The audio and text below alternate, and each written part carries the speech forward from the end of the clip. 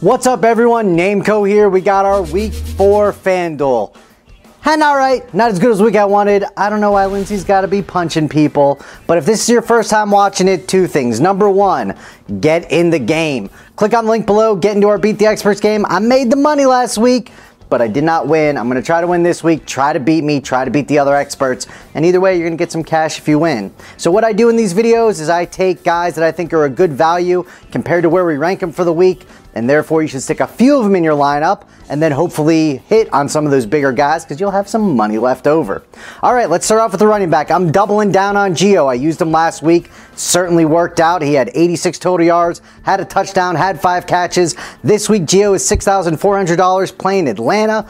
You know, we all saw that game last week. Atlanta is certainly giving up some yards, so Gio could have another game because Mixon ain't going to be playing.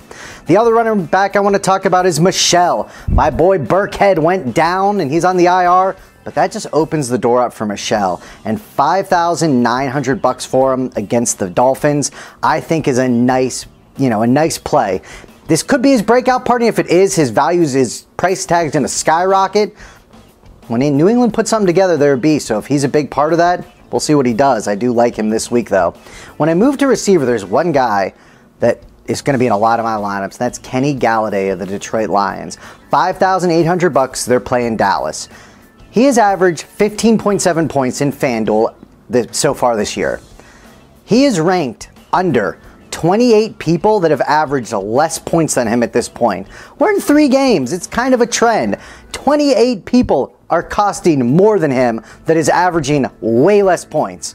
$5,800 is a deal. He's going to make a lot of my lineups. Next wide receiver, I'm talking about Ridley. I wish I had him last week, but his price adjustment wasn't insane. He's now $6,300, so it did go up, but it didn't go up a ton. He's playing Cincinnati, and the reason it didn't go up a ton is because FanDuel knows what's up, right? Defenses are going to respect him a little bit more. They're going to roll the defense. Even last week, he blew up really in the first half, and then they started rolling the defense a little bit more on him. But again, you can't underestimate how good he looked and what he did. $6,300, Ridley, another guy that's going to find a lot of my lineups. All right, as we move on to quarterbacks, I'm going to go with the Philadelphia Eagles' Carson Wentz, and here's why. He's $7,300. He did run. He looked pretty good. He just didn't have a huge game last week.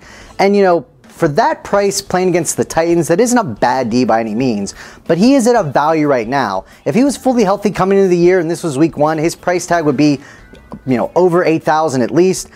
If he turns into the Wentz of last year this week, you're going to get him at a good price. All right, sticking with that game for my tight end, and GOEDERT. He is the tight end, not Zach Ertz. He is the other tight end for the Philadelphia Eagles. $4,600. And you might say, well, last week was a fluke, right? 7 targets, 7 catches, 73 yards, 1 touchdown. That's what he did. Is he really going to do it again this week? But their receivers aren't that good, and they ran a lot of 2 tight end sets, and what's happening is Ertz is being covered by the safety, GOEDERT's being covered by the linebacker, so that's a matchup that Wentz likes.